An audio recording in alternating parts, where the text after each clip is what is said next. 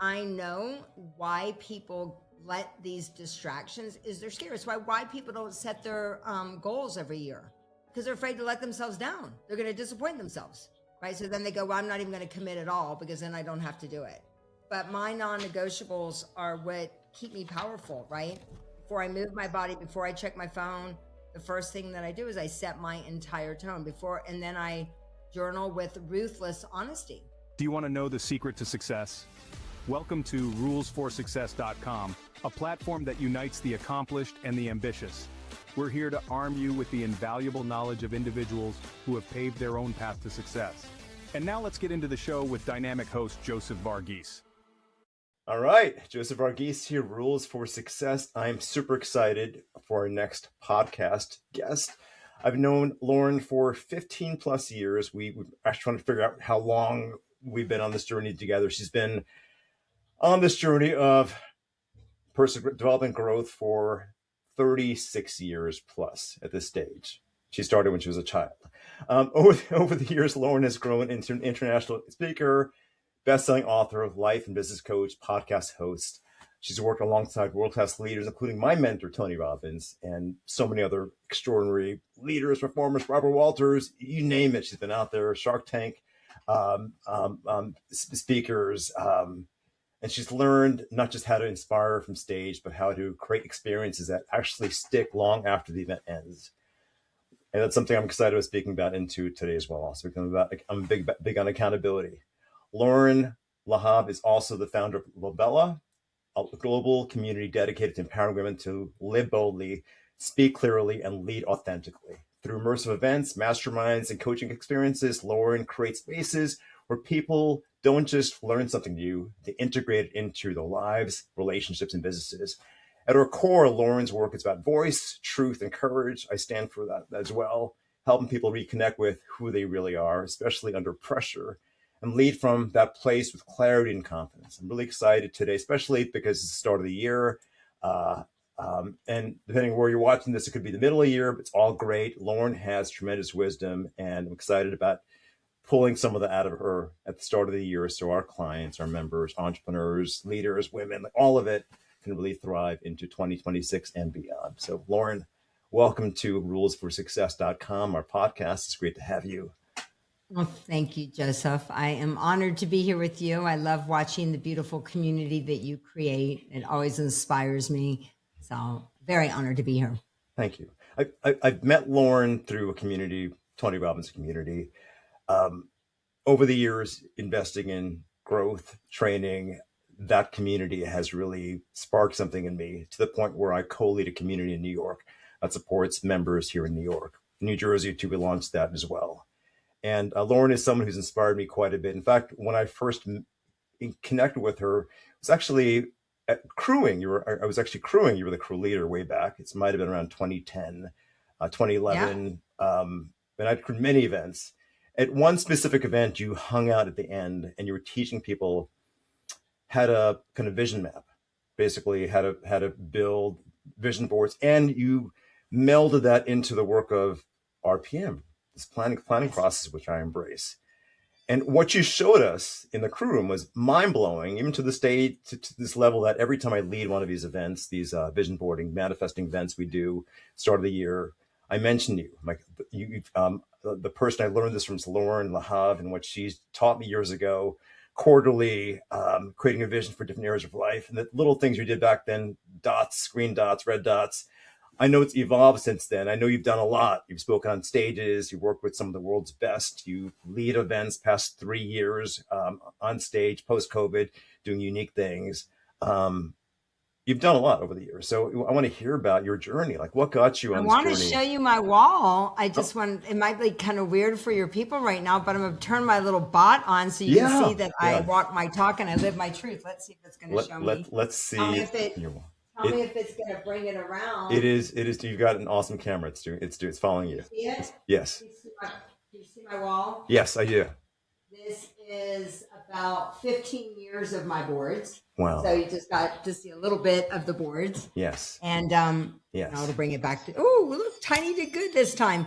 And so for me, I want to edify as well. You know, I've been doing this probably since I was 12 years old.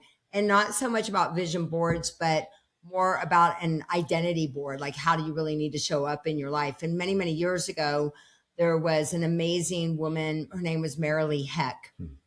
And she really taught me a lot about feng shui. I don't know if anybody's familiar with the feng shui and the 9 quadrants. And so I give her a lot of credit because I've done this for 35 years this way of, how do you really need to show up in the different parts of your life? So if you look at my boards, that's how I do it. If I really want to make these things happen, how do I need to show up in my intimate relationships? How do I need to show up with the people that I hang around, in my identity and how I see myself in the world, my health, my career, my family, what I want to learn and grow. So that's what inspires me and I really learned that from her. So I want to give her credit, Of course. for that. Yeah, it's good to give credit where credit comes, and we bring it together and we inspire people, and momentum inspires momentum. I believe in that. The communities that I lead.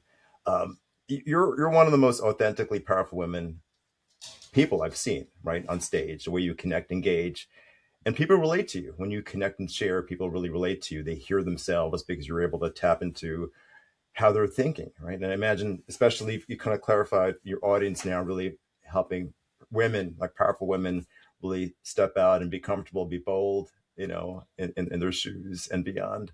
What brought you onto this journey? Where did you realize, like on this journey of personal development, 36 plus years, that this is your mission, really empowering women, empowering people to step into their authentic selves?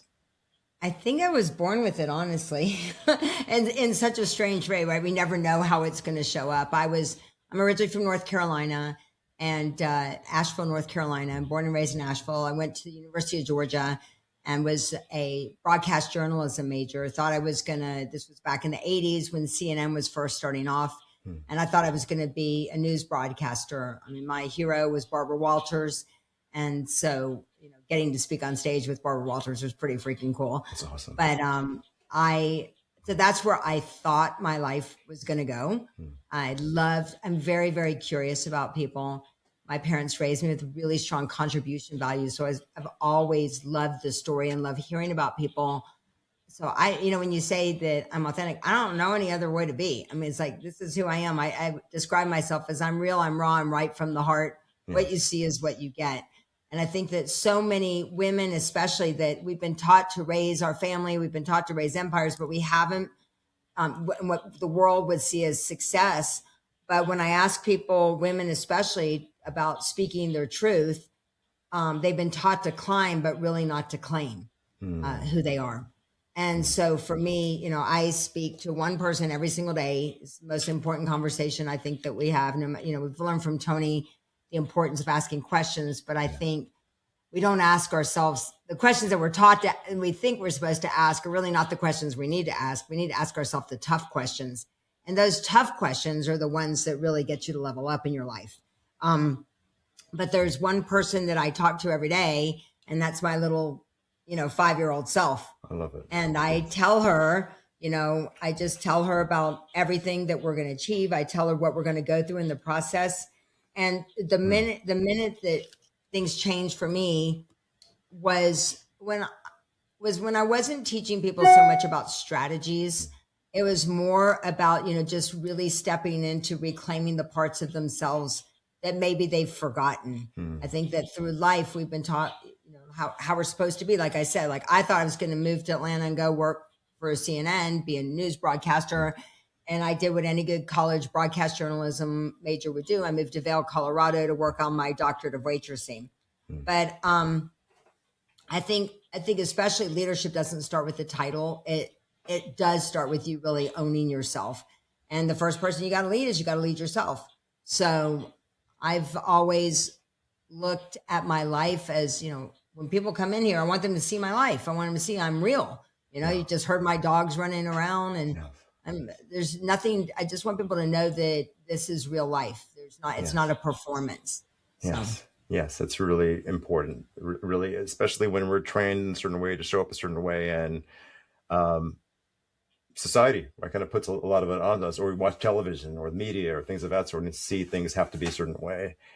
Now, you got on this journey early on, like I'm sure in your early 20s, and Tony Robbins. I saw some of your adventures doing the Bass Brigade, which I lead in New York City. We've got Tony Robbins. My journey started in a very odd, weird way. I don't know if you've heard the story, but I went to the University of Georgia, and I was coming back from a football game with my boyfriend.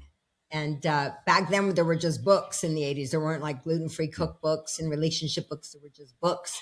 And he sees his book in the, at the store, and he sees the book. It says Unlimited Power. He's like, "Oh my God, that's so you." And he drags me, takes me into the bookstore, and he looks at it, and we flip the book over. And back then, it was a picture of Tony in a 3-piece suit. He's got the suspenders. He's got the, his hair all like sprayed down. Yes. And Tony's walking on a firewalk lane. Yes. And my boyfriend looked at me and he said, "One day we're going to go to a Tony Robbins seminar." I'm like, "I don't know what you're talking about. I'm moving to Atlanta. I'm not going to a seminar." And I took the book because the colors were red and black back then on the book. And I moved to Vail. I didn't read the book. And then my manager knew I was going to get into sports marketing. So anybody that had to do with the world of sports, he sat them at my table. And so one day he sat this table full of men there, and it was literally the world of sports. And Howard Head, Mark McCormick, Donald Dell, everybody. And at the head of the table was this man named Joe Harper. And he goes, "Young lady, do you know who that is?" I go, "Sir, I don't know. I just treat everybody the same." And like at one table was Omar Sharif, was another table, all kinds of celebrities. I didn't know who they were. And he goes, "My name's Joe Harper, and I'm general manager of the Del Mar Thoroughbred Club." And I go, "Where is Del Mar?" And he goes, "You're perfect. You're going to come work for me." Wow. And my manager, his name's Kevin Foley. He goes, "When can you start?" And my manager came up. He goes, "I'll have somebody drive her out next week." And I moved to San Diego. I didn't know a soul. And then my dear friend, who I haven't heard from in like 20 years, his name's Tom Landers. He invited me to go. He goes, "Do you want to go deliver food to the homeless?" And I love my job at Del Mar, but you know how Tony talks a lot about the science of achievement and the art of fulfillment. Yes. And I love my job, but I just wasn't fulfilled. And so I said, "Yes, I want to go deliver food to the homeless." And it was Tony's very first basket brigade. It was November 1989. Wow. I showed up. There might have been 25 people there. Yes. And I'm like, "Oh my gosh, my people. Like I found my people." And I'm walking around the turret. I have no idea where I am. And I see this guy in the present, this guy Nelson Mandela. And then I see the book, Unlimited Power, like framed. And I was like, "Oh my gosh, that's that book." And Tony came up behind me. He was 29 at the time. He's like, "Hey, have you read my book?" I'm like, "No, but I have it." And that night I met the father of my 3 children. It was the beginning of the Robbins research. And so I always love that, because I think of anybody planting vision, it's Tony. You look now, and back then he had a goal of 100 baskets, then it turned into 1,000 baskets, then it turned into a million meals, and now they're going for 100 billion meals. Yes. So yes. I think that Tony really taught me some amazing things, but it really is determined by working alongside. It's asking yourself the hard questions, not the easy ones. Exactly. Yes. Yeah. And certainly has a big vision. So do you as well, which is extraordinary. And it's so vital to have a vision. Like we live in a world where there's a lot of noise these days, right? With technology, media, AI, all these things, different directions. How do people stay focused on their mission? Like how do they find a mission for that Well, matter? I think there's a couple. I'm looking here to see if my dog hasn't. My dog didn't eat them, so it's exciting. These have been hanging on my computer for the past, 15 years. And I remember saying to my... Is that music on your end or is it my end? That must be your end. Hold on a second. Oh, is it my end? Oh, there it is, my end. There we go. Okay. Sorry. It was me. It's okay. It was me. I've got Spotify on my computer sometimes. I've got my little board over here, and I had my papers over there. That's okay. Yeah. I remember my dearest friend, his name's Philip, and he said, "Loren," he said, "you need to be the Michael Phelps of your industry." Are you there? Yes, I'm here. Yeah. Oh, something just happened. I can't see your face. Okay. he said, you need to be the Michael Phelps of your industry. I go, what do you need? What do you mean by that? He said, Lauren, he said, you need to just put your goggles on and swim. And I keep these goggles on. Love it. So that when I sit down at my desk, I don't get distracted. Yes. I get, all the distractions are gone because like you said, there are so many different things that can be distracted, but everybody knows that I hunker down from 10 to 2. I think one of the best things that I've learned is time blocking. And everybody knows if they want to do a call with me, if they want to do a coaching, if they wanted everything. If you look at I just finished 4 coaching calls and it was all 10 to 2. Yeah. And so that is important. So I say, the other thing I would say is don't look at everything as a distraction. How can you dance with it? There's a guy, his name is Tommy Crum, and he is an Aikido master. And Aikido is all about the art of harmony. So how can you dance with it? Because otherwise you're just going to get frustrated all the time, right? There are a lot of things that can be distracting, but they can also be beautiful, right?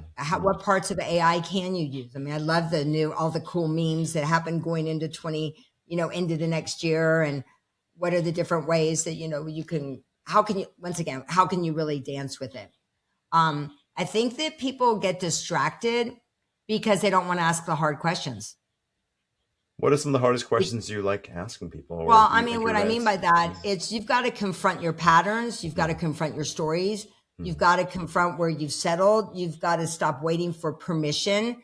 And so nobody's coming to get you. So I think I know when people get distracted. I see it all the time. They get distracted when it's like, I don't know if I really want to do that. That's hard. That looks like it's going to take a lot. That looks like I'll just go do something else. Right. And that never, ever serves you. I was just sharing with you, during that mandatory pause that I will just call it, that happened in the world. And the seminar world shut down. And like you said, I was emceeing these really cool events where it was like a Shark was there and Tony and Gary Vee. The last one that we did was actually in New Jersey. And I loved it. It was so great. And I was like, yeah, I found my thing. I found like, I'm going to MC these events and it was like before they're like the gazillion person events, which are amazing. Yeah. But like, it was like me and Gary Vaynerchuk and Tony and like a Shark. And it was cool. Right. And then COVID happened. Right. So I was like, okay, time to reinvent. I think it's always about never looking like that you've arrived at a point. But I looked, and you have to model. And so Tony, what did he do? He came up with the virtual studios. He came up with, he built his own virtual studio. And then a friend of mine out here, they built a $22 million here in Vegas, built a $22 million studio. Yes. And I was like, okay, well, how do I figure out how to rent that? How do I do that? Instead of going, I can't afford that. Yeah. That's too big. I was like, I can figure it out. And guess what? The first event I did, I had 26,000 people virtually. We translated in 6 languages. Incredible. So when you're committed, there's always a way. Yes. And I think that you've got to stay true with all of the external pressures that push you to comfort. They push you to conform. So staying true isn't about... My question I ask myself is, if I say yes to this, am I staying true to myself? That's my question.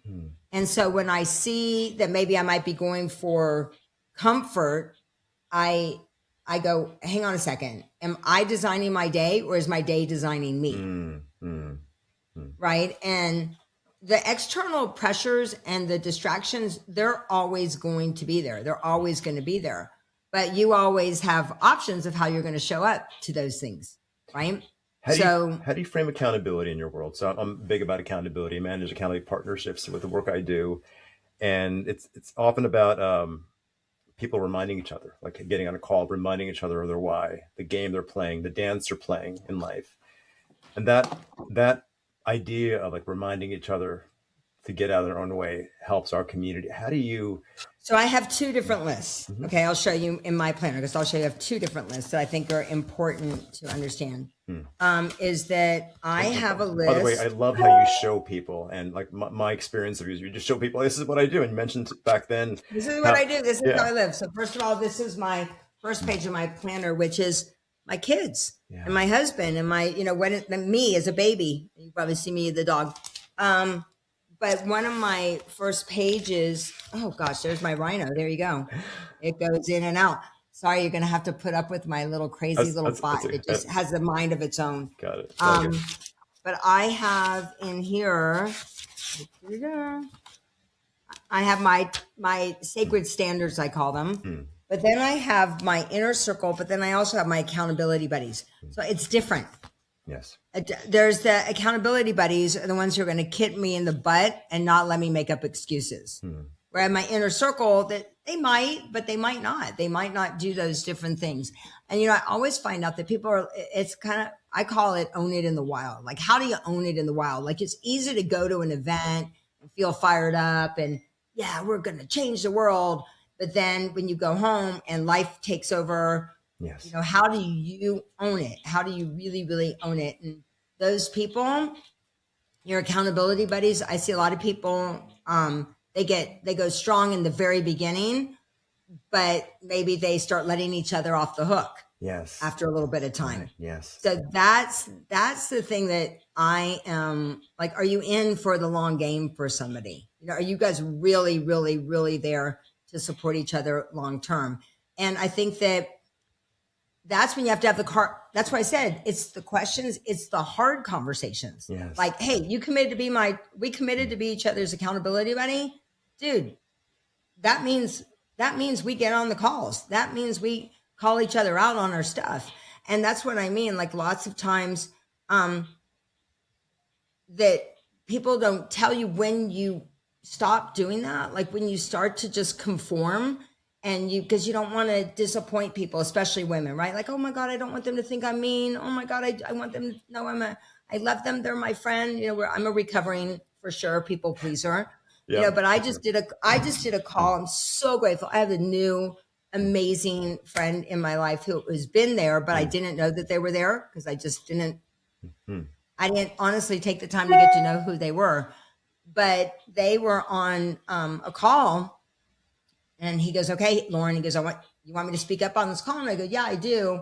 And then, so he texted me what he was going to say. And I was like, oh, could you not say that right away? Could we just kind of get into that in a little bit? And he's like, nope.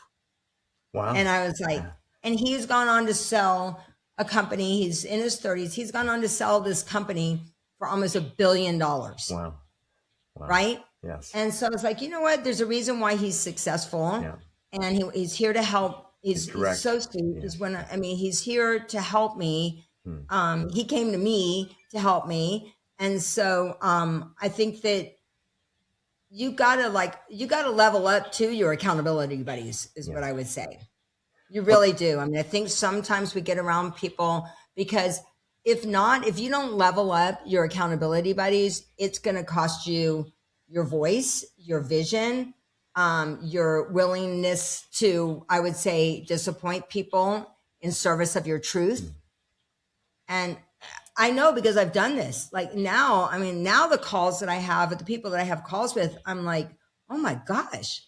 And instead of going, oh my gosh, now I'm like, of course they're calling me, right? I had a really cool, amazing call this morning, but I know that I've got to level up.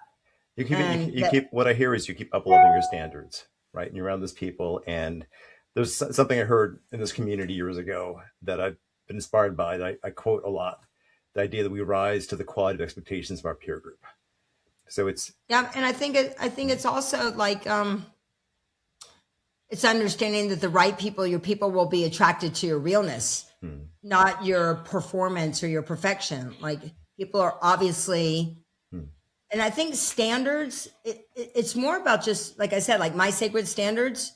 For myself they're non-negotiable. You can't talk me out of those standards at all.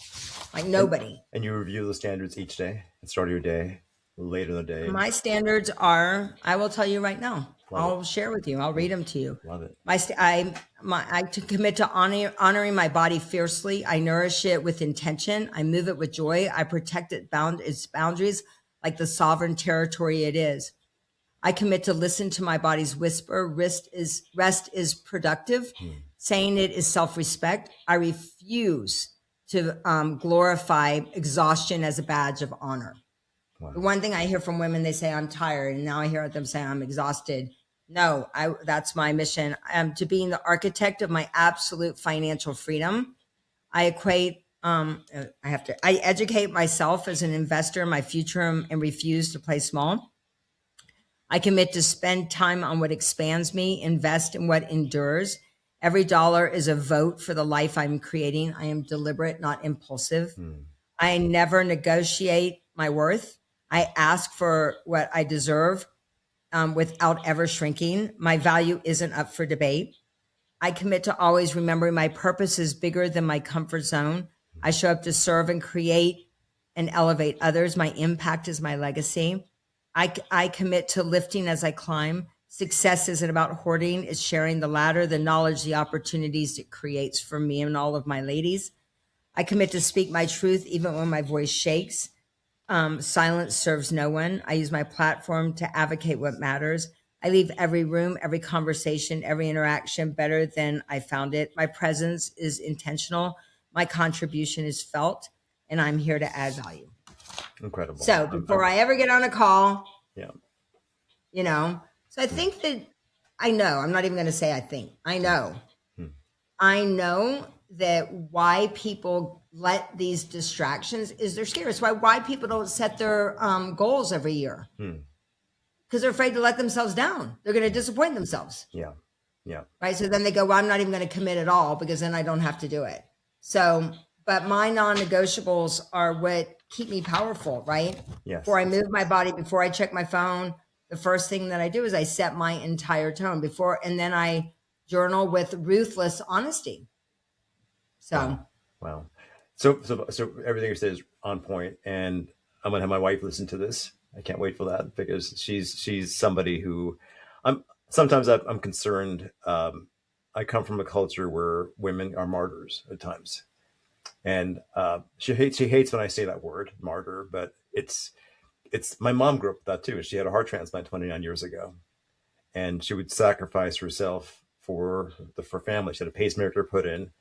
And even with the pacemaker, she'd use the microwave. And like there were experiences about my childhood, which would be a martyr. And we're blessed that she's still alive.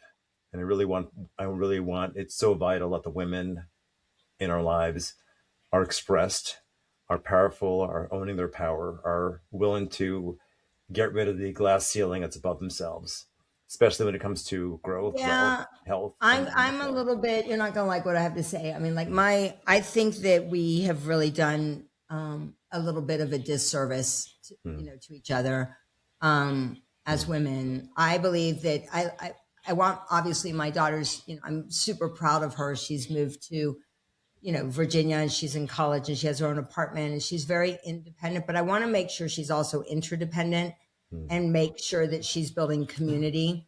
Because like you said, all of us women, I can do this, I can figure it out. And I'm very much about that your win is my win. I mean, if you notice everything that I do, I really love to help everybody rise. And I do believe that we can rise together. I think that I know that there's been this time that it's gotten women a little bit not in what makes us the best, which is community. Yes. That's what we are. We are community. Yes. And we got to get back to that and really be interdependent on each other. I mean, nothing makes me happier than seeing somebody in my community or to do well. Nothing makes me happier. Let's talk about Lobella. So I know. I started off as Lobella because how it started off as Lobella was I was in 9/11 I was in Hawaii at a life mastery for Tony, and it was when we all got stuck there in Hawaii. And my kid's father and my eldest were supposed to get to Hawaii the next day, and obviously they couldn't get there. And my kid's father sent me a fax. I remember the fax came to the front desk there, and he sent me this note, and it said, "Dear Lobella." And I was like, oh my God, like Lo, because my name's spelled Loren. Yes. And so I was like, that's it. All women need to remember that they're the beautiful one, right? La Bella, Lobella. So I started to do these events way back, 24 years ago after we came back from, we launched Life Mastery in Fiji over 25 years ago. No, it we launched Life Mastery after this event. That's when we launched it. So yeah, so we launched it 23 years ago, whatever. So that was that 2001, 2002. Was it after 9/11? Yeah. So what happened? Tony did the program in Hawaii. People couldn't get off the island. Tony's like, I've got all these great resources. I've got all these great speakers. I have this beautiful resort. Why don't I have somebody teach the event? And that's when we moved to Fiji, and we taught about 36 week-long programs a year. Wow. So it was like Groundhog Day. It was amazing. But what happened was, while we were there, after about 2 years, I looked at my kid's father and I go, I got to go. And he goes, what do you mean? We're in Fiji. We're freaking teaching these programs. It's amazing. I said, it's amazing. Yet I see a lot of women going, that was great, but who am I? And I knew I had to come back to the United States and teach something for women specifically. So that was 23 years ago. And I came back and I was like, what am I going to call it? And I'm like, Lo Bella, they need to remember that they're beautiful inside and out. So I started to do these retreats, and but I did the retreats because I was playing small, right? It was easy. Like, it was easy for me to go, okay, well, I'll just do a small event. And, I'm not this person. I shouldn't do this. And I think sometimes we buy into what level we can grow at. And I believe if one cow shows up, you still feed it. So I don't think it's about numbers. I think it's about impact. Yes. So I did these events for a really long time. And then I changed them to Badass and Beautiful. I called it Badass and Beautiful. And everybody's like, don't call it badass. You should call it like bold and beautiful. I'm like, no, I want women to be badass and beautiful. I don't want them to be bold and beautiful. And so then I think you got to keep tweaking things and figure out what is it. Yes. So you have to calibrate, and I'm looking at, that's why I'm looking around. I'm looking at all my boards of how many times I've calibrated. And I went, and the first event that I did, where I did live and virtual, was, I called it Own Your Worth. And everybody's like, own your worth, own your worth, own your worth. And then I'm like, own it. I freaking just own it. Why? Yeah. Like, I'm worthy. Keep it simple. A plant doesn't go, am I worthy to grow? Like, am I like worthy to be this? No, just grow. A plant just grows. Yeah. So I changed it to own it. Love it. And I just look at my life, like right now, about how this dance has happened for me, when I just decided, like, this is it. Like, I don't know if it's just turning 60 or just being like, this is just who I am. Like me or leave me, this is who I am. I'm not for everybody, but I care more than anybody that you'll ever meet. And so I'm really ruthless about how I show up, right? For me, it's having those what are those conversations? It's not just about doing affirmations, and it's, for me, it's a full excavation. Like, every day I'm doing an excavation on myself. Like, where am I playing small? And you're on stage a lot. I'm aware of it. You've probably been on stage like 500 times or more over the years, just being able to engage, even going back to those days, Life Mastery, to leading events over the years. The owner events I'm guessing it's their 4th year or 5th year running it. Come this March, when the next big event happens, you really put yourself out there in a unique way toward creating more impact. And a lot of people have a fear around public speaking. I know I used to years ago.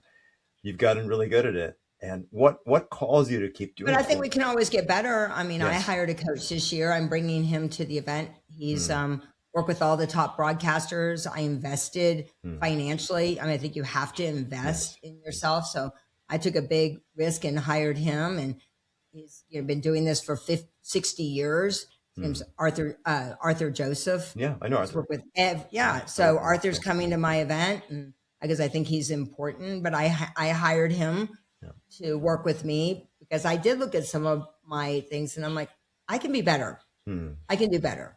I haven't arrived. It's not just, I think there's a handful of 1% speakers. And I also think that I'm not going to say think again. I know that I need to keep growing. I've learned so much. I keep learning, and it's like, when I keep growing, it feels like the expansion overall with everything. People, it's like almost like the universe knows you're growing. It's not going, okay, I'm just I'm comfortable right now. So I become obsessed with the quality of my self-talk for myself. And I am very, very deliberate about what I consume, what I write, what I strategize, when I scroll. And I'm very, very, I look and I imagine, well, my husband's in security. So I used to make a joke about this, but because of the Ring video doorbell, it's changed.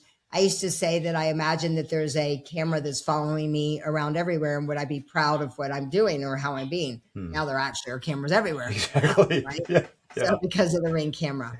But Yes. anyway, That's, what were you asking me about no, people being scared? I don't know if people are being, I do this event called True Voice, and That's it's also your, not that's a also your it's not a podcast. speaker training. That's It's also not your a speaker podcast. That's training. also I'm your not there to podcast too, I think. it's not a speaker training, right? Like strategy, you can learn strategy from AI. You can learn all those wonderful things. And I think there are people with some really great strategy, but my goal for people is to peel back the layers. I think that people want to share their story. Like today I was just on with one of my sessions with one of my ladies, and I was like, that's what people need to hear right there. She's a financial expert, but it's the backstory, it's her story that people need to hear that makes her relatable. I'm not the smartest tool in the shed, but I have some stories that everybody can relate to. And I think that if everybody can go back and go, what's something that everybody goes, yep, they get me. Oh yeah, I've been there. And make that, like they talk about, make your mess your message. Yes. Right? There's so many beautiful messages that are out there. What if somebody could grow from it? What if somebody could change your life by one sentence that you say? Right? What's one experience of a person you like impacted? There's a lady, her name is, I remember meeting her in Orlando. She was volunteering. I created the crew for Tony 30 plus years ago, but there was a woman and she came to work this private event. She was a nurse. And I said, so tell me your story. And she goes, you really want to know this story? I go, yeah. She goes, well, she was married to the love of her life, and he was a totally healthy dude. He went in for his physical. She was a nurse at this hospital in Tampa. He was an oil tanker driver, I guess, and he wasn't at the helm. And he noticed, he got up, he had been resting, and he noticed that the tanker was heading into the Jackson landing in Jacksonville. Like, you can't just turn a tanker. Yeah. Like, it takes a lot. Yes. So he went up and he had enough time to turn the tanker so it didn't head into the Jackson landing and kill all these people. Right. She said, well, in the meantime, her husband had a heart attack. So she went, she was at the hospital and they fly this guy past her. And she's like, wait, you have to check that person in. They take this person, put him in surgery. And she looks in the window and realizes that that's her husband. Wow. So she was watching TV. She was going to kill herself. And she was sitting there in front of the TV. She had slit one of her wrists, and then she was going to slit her other wrist. Was channel surfing, the old days, was channel surfing, and heard Tony Robbins come on and say, it's in your moments of decision that your destiny is shaped. And she didn't slit her wrist, And so she didn't kill herself. And she went on to be a grandma and, start another, just to live her life. So I know that people need to understand the importance of every decision that you make, decision that you make. Yes. Yes. Who you're really going to meet. Yes. Every day I think, who am I going to meet today that's going to make who am I going to meet today that might change my life? Who am I going to meet today that have more appreciation for everything that I do? And guess what? It might be a post on social media, right? So I think if you just dance with these things versus saying, oh my gosh, there's just too much. How can I dance with my social media today? How can I hunker down during this time, get laser focused during that, and ask them to start saying, and get people to ask themselves different questions instead of asking like, am I enough? Start asking, what do I really want? And to really connect to your truth about what do you really, really want? What do I really want? I want to be able to go visit my kids, see my kids all the time, do this event, do this other thing, blah, blah, blah, and get really, really clear about what it is that we want. Beautiful. And then here's what happens. Your business scales, Hmm. your relationships deepen, and your impact, it expands when you get really clear. Not because of your tactics, but more about when you've really come home to yourself. What do people experience when they go to your own events? I know you just once a year is your fourth year happening. You bring some of the top leaders, women, female leaders in the world to it. What do people walk away with? Well, my whole thing is about celebrating the everyday woman, the one that you don't even know about, right? I remember when I first started doing this, it was like, you need to bring in a celebrity. And I'm like, no, I don't. I don't need to bring in a celebrity. I'm going to bring in like these people are like, oh my gosh, who is this woman? Why do I not know about her? Why is this person? I bring in my friend. His name is Darren Barron. He's from Pennsylvania. His mom raised 6 kids, a single mom. And he talks about that, the biggest impact on his life was his mom. And I think as women, we don't realize the impact that we've made on our boys, our girls too, but especially our boys. Darren teaches everybody how to crump and how to get that story out of you, how to move, what the importance of movement and how it helps you be more authentic. I bring in my friend Mark Jenkins, who trains Beyonce and Mary J. Blige and, all of these people. So it's not just women. I bring in men and women. I do a men's panel. I bring in Dr. Porter, who is one of the sponsors from Brain Tap. And I have HotWorks because HotWorks helped me through menopause big time. I am forever grateful for HotWorks. So I bring in resources that I know work. I bring in resources that I bring in, my friend Lucy Dowdy. One of the most extraordinary women that I've ever met in my life. And I met her on a fluke. And now she's one of my dearest friends. Wow. But her story, I don't know, she has like hospitals in the DR and she's on this board and a children's oncology unit and she feeds 5,000 kids in the DR. Like, she's amazing. She's an everyday hero. So I'm all about getting women to remember that they're the everyday hero that's within your 2-mile radius. Yeah. Right? Like, we're always thinking that we have to do more. Like, instead of just, why can't we celebrate? So yes, I do have extraordinary speakers. And it's really though about diving deep and understanding that it's together we rise. That it's not linear. That people think transformation is about reaching some destination. You finally have it together, but we know that that's not true. Yeah, right. It's an ongoing process of things we do consistently. The rituals we embrace each day. I remember you shared before about sleep and your non-negotiables. You do each day review that. What are some other rituals, routines, things you embrace on a consistent basis? Maybe before you go to bed, when you start your day with. What are some things you do? Well, I wake up every day and I say, today's going to be the best day of my life again. And I assume the day is going to be freaking amazing, even though my 3 Rottweilers are on my head and thinking that they're humans. And my other dog, she's a rescue and she's on my head. We call her the hat. So sometimes I wake up, but I literally every day I wake up and I say, today's going to be the best day of my life. My manifestation board in my bathroom is 6 feet long by 4 feet tall. And I look and I say, how do I need to show up today? What do you need to do to make sure you're showing up, as who you are? And I ask myself some difficult questions. I do. What hard conversations do I need to have today? Because sometimes there are days that you have to, and what conversations do I have? Yesterday, I kicked myself in the butt to go to really work out. I was like doing all the dogs and I got to pick this up and this and that. And I'm like, all right, Lauren, it's watching. And I went and worked out. And then I got on my Peloton that's right beside my bed. And then I, went into red light, did the sauna. And then I went to HotWorks and I did, and I'm like, oh, I felt so alive and so great. So asking yourself what you really, really want, what you really, really want. And like I said, everything changes because it's not about learning a new tactic. It's about returning to yourself. I say it's remembering who we really are. Would you say it's also about feeling what you want to, really tapping into? I mean, I think both men and women, even for myself, there are points in my life where I declared these things, but I really couldn't feel what I wanted. And I had to like Yeah, always. How do I write want to that feel at down. the end of this day? How do I want to feel at the end of this workout?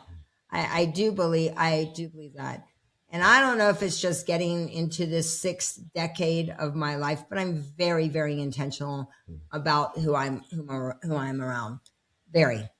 And it's falling back in love with yourself too. I really believe that. I really believe that. Like my husband's out of town right now. Um, Unfortunately, his sister's, having to have a surgery, but I'm really, for me, I spend this time falling in love with myself. I hear that. Truly. Yeah. Nurturing myself, nurturing my spirit. I went and did a talk for over 500 little kids that are going to become actors and actresses and their parents. And it's my favorite event every year that I do. And they keep asking me back for that. But I think that transformation, I would say real transformation is cyclical. So you're going to learn some lessons, and then you're going to need to understand that there's going back through, and have you really healed? Have you really explored? Have you really gone deep? So, the other thing is, I think that people think that transformation is comfortable, and it's not. So it requires you to, maybe last year was the year of the snake. That was all about letting go. Yeah. Snake is brilliant. It's got to let go in order for it to move into who it really needs to become. So most people want transformation to happen without real change. Yeah. They want different results with the same patterns that they run. And that's not just, that's not, sorry, I got my dog here. That's she okay. needs lots Yeah. of love. I'm her human support person. And most people want different results, like I said, with those same patterns. And that's not transformation. Do you know what that is? No. That's delusion. Yeah. Right? I mean, it's delusional to think Yeah. that everything's gonna be. And then I don't believe in balance as a woman. You're different seasons require different things in your business. They require different times in motherhood. Different times, like right now, I'm pouring more into myself. And so that's, and asking yourself, what season are you really in? And what season is required of you? I stopped trying to be everything to everyone all the time. And I gave myself permission to be human. You can't be a pleaser. You're asking about women being a martyr, gave myself permission to be human, and I protected my energy like my life depends on it, because it does. So Really great, Lauren. I mean, I think you just said so important, and keeping it real, knowing your standards, knowing what you want, going after it, being consistent each day, having seasons. This is a season to love yourself, showing up, finding ways to create more impact. I love how you're always making yourself better on this journey, get ways for getting coaching support. You mentioned you've got a new coach coming to your event, and always growing. It's easy to get comfortable in life, and it's always growing. That's how I've always known you. Stop asking for permission from anybody. Just own it. Really, like really own it. The ceiling that you're is the ceiling that you're hitting, is it external or is it internal? It's your beliefs about what's possible, right? Exactly. My dogs they want to be a part of the conversation, as you get. That's okay. I think dogs are whether it's your fear of being thing. too much. Yeah. Too much for who? Right? It requires you your next level requires a part of you that maybe you haven't rediscovered again. So you can't think your way self. You have to become her. Amazing. What great way of ending or him. The conversation. You've got to become him or her, really own yourself, own it, which is the title for Lauren's event she'll do in March this year. So fourth year doing it. Check out Lauren's work at laurenlahav.com. It's been a pleasure having her. We're going to take all of it, summarize it, put her into a mind map. We've got a mind map with us too on our site. I love your mind map. So cool. I love it. Thank you. I have an amazing team. They put that together, and we're going to add bits of this into it for our audience to tap into. It's kind of a holistic way of kind of like learning. I love mind mapping too as well. So for audience, rulesforsuccess.com, access this podcast. It's on Spotify, it's on Apple, and this has been a pleasure, honestly. Lauren's been somebody on my journey. I mention her all the time on some of the events that I lead around visioning, and she's a master at visioning. She's also a master at execution. And Execution. That's what matters more. Yep. execution's I'm the master of, I like to call it Goya. You got to get off your, what, and do something. get off your ass. Intend and attend all you want, but you got to get off your butt. And also I'll give you a code so that people can tune in virtually for free instead of paying $97. So Amazing. they can It's really own it event. So I'm in awe of the level of impact you're doing. 20,000 people at times just attending them, just complete awe. I mean, it's we had Bob Berg on our podcast a while back. He talks about the go-giver, and it's like, how do we magnify impact? And you're somebody I know who's constantly year after year magnifying her impact on your stage, Tony's stages, other stages, your podcast, your true podcast. It's very inspiring. It's for our audience. Thank you. You are too. And thank you for taking care of all those great people up in New York. I appreciate it. Thank you. It's my pleasure. It's been great. Rulesforsuccess.com for our audience. Tap into this. It's been a pleasure. Enjoy. Be great. Thank you. That's it for today's episode of Rulesforsuccess.com podcast. Join us next week for another inspiring conversation with a successful entrepreneur. Until then, remember to be bold, be courageous, and go after your dreams.